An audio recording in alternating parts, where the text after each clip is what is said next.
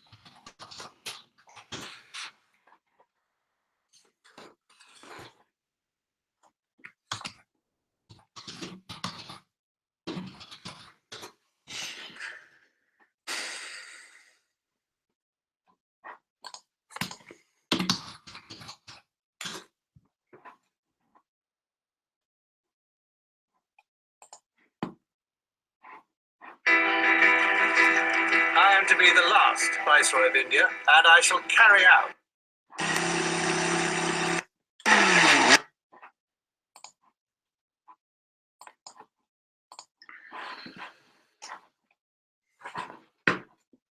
Hello and welcome to today's Green Business Podcast. In today's podcast, I will talk about the 5 trends that will change sustainability.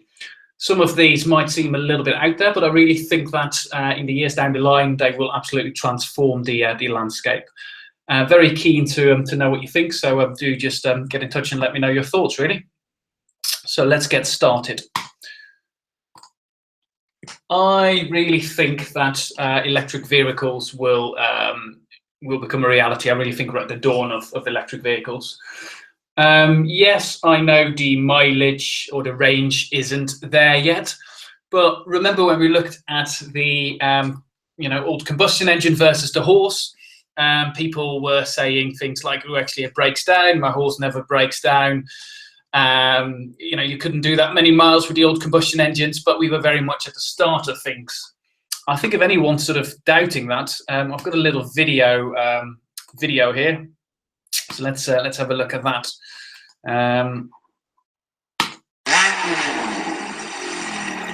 So for those that are listening, this is I think it's a 7-seater Tesla against a Ferrari F.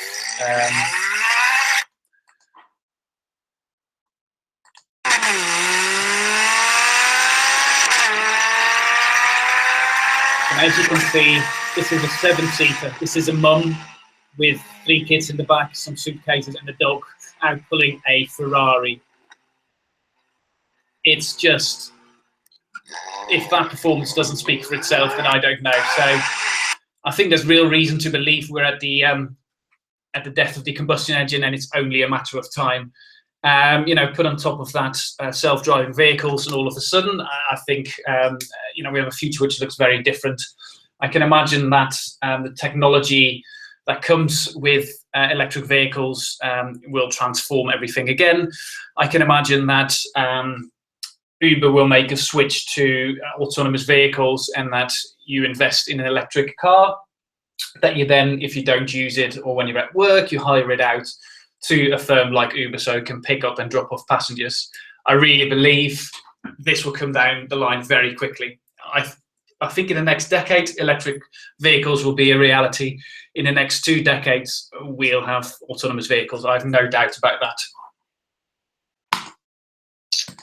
Okay, very closely linked to that is obviously, again, Tesla, but there's many others out there doing it. It's battery storage. Again, I think this, will be very quick. I bet you in the next 5 years or so, we're already seeing battery storage being rolled out. And I can see a time in the next 5 years where, these are being installed just as normal as boilers. If I think about some of the applications, I think once battery storage becomes mainstream, renewable energy will become mainstream. At the moment, we always have the problem that renewable energy is finite. So if it's a windy day, you have more. If it's not such a windy day, you have less. All of a sudden, you can store this. So, particularly with solar panels, when you're out of the house, you don't use the energy. Once you can store that, actually, I think we're getting to, to a piece where people become prosumers. They use more energy, sell it back to the grid. And all of a sudden, I think the implications from that are massive. I think renewable energy will become much more viable, but also the way we use energy from that will be very different. I think the grid will have to change. It will have to become a smart grid, having to take into account that a lot of consumers will turn into prosumers, start generating their own energy, start selling it back. People are able to monitor how much energy they use and make investment decisions. Some technologies will become obsolete. If renewable energy becomes much more efficient, maybe we don't need boilers. We don't need gas boilers. So again, I think if we're at the dawn of battery storage technology, and once it becomes a reality, I think it'll transform our industry no end. So another trend, which I think is already here, is linked data and the Internet of Things. I was quite surprised that this is already happening. I went into Maplin just the other day, just because I wanted to. I never really sort of go there, but I just wanted to have a look around. And actually, the Internet of Things and smart sensors that they're selling is incredible. You obviously have your Hive and your Nest and your smart thermostats, but there are a lot of applications that I didn't know were there already, such as sensors that can tell you if your washing machine is leaking. And so, yes, I was quite surprised to see that the Internet of Things is already happening. And then I sort of classed that into the set of linked data, because I feel a lot of those technologies, like smart meters, smarter kettles and all of that, falls into this category of having more access to data and see how things are performing. If I look at how this will change things, I think it'll change how we interact with other human beings. I think it will change how we interact with our energy companies. All of a sudden, we have a lot more insight into our consumption. I think it goes further. It looks how we interact with other companies, our government, and as a society. I think if we look at government data, that will have to be made more freely available. I think government will be held to account with much more insight, and they will have to become much more transparent, as will companies have to be. if I look at the sort of economic drivers, I think all of a sudden receive so much better insights. If we look, go to an industry that I know quite well, the energy sector, obviously we receive so half-hourly data on how we use energy. There's no sort of guesstimates. There's clear, patterns to your usage. You'll be able to see which supply will be best for you. There'll be a lot of apps that will be able to use some of your data and be able to advise you, which is your best supplier, but also what applications might be using much more power. And with this better insight becomes, greater efficiencies. I think from a social point of view, we'll just demand a lot more transparency. And corporations, you can already see that they're moving this way.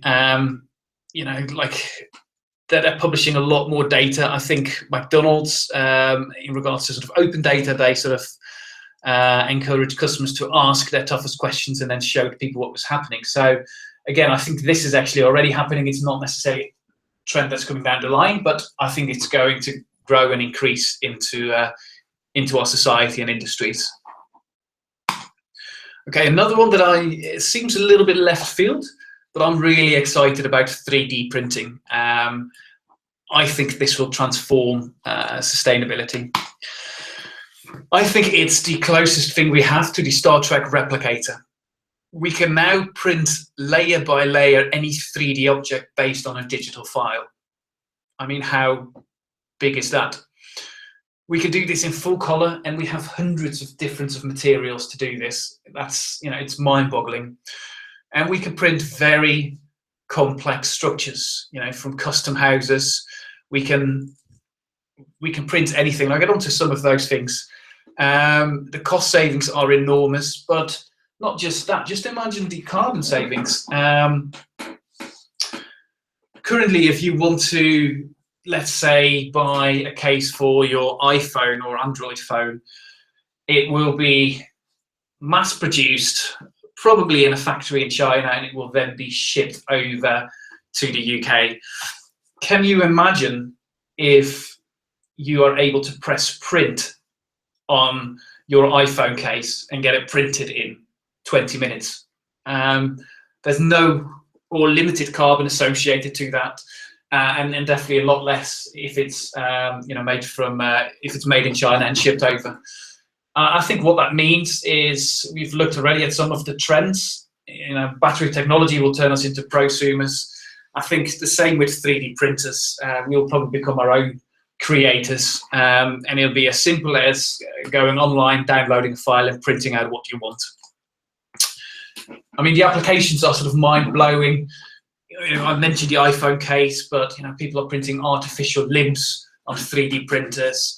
Again, I can imagine if you break your cup holder for your toothbrush, you just print it out. And I really think this will be a big thing. There's a lot of hype around 3D printing, but I think it's a reality, and I think it's probably a little bit like the early days of the internet. Everyone was excited, and it didn't seem to go anywhere, and then all of a sudden we had a sort of dot-com boom. Then we had a crash. I think 3D printing is absolutely here to stay, and I think it will be here a lot sooner than we think.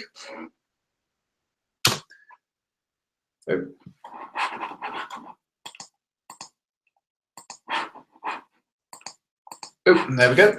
And then finally, my final trend is Bitcoin technology. I think it's probably not so much Bitcoin technology, but more the ledger and the software behind it. I think Bitcoin is a disruptive technology. I invested in it, which has been a very, very good move. I want to get to grips with it. I really want to understand it. I think what it will do, Bitcoin in itself, I think will eliminate banks. It's sort of moving back to a standard gold standard, and it will make banks, and particularly central banks, obsolete. It will have a big impact on things like credit card fees, etc. I think sometimes you have to look at the sort of not so pleasant places to see if these things work. The early days of the internet were proven by the sort of porn industry, if you like. People were willing to pay, and it proved that it was a commercial model. I think Bitcoin has proved itself, unfortunately, on the dark web, which means that it does have an application, but that for it to sort of leak through in mainstream society will take a little while. But a lot of companies are looking at this, and I think it's part of a wider piece. Bitcoin might not become the central currency, but I think the distributed ledger will be. Basically, whenever a transaction is made on Bitcoin, it records it, and that central ledger is very attractive from a business point of view. So, where if I look at sustainability, how that might work, you might have a clear audit trail, unadulterated, untouched by other companies, and you'll be able to see where the energy is sourced. On a much wider piece, I think this fits in with a decentralization agenda. At the moment, currency setting and rate setting and controlling inflation has all been done by central banks. I think what Bitcoin technology does is takes that away from central banks. The value is dictated by the markets, and there is less control over it. And I think the technology surrounding Bitcoin really helps the decentralization agenda. So this is probably, trend 5 is Bitcoin versus decentralization. And I think all of this looks at a much more decentralized model that we are looking at in our industry, from energy production to energy generation, etc.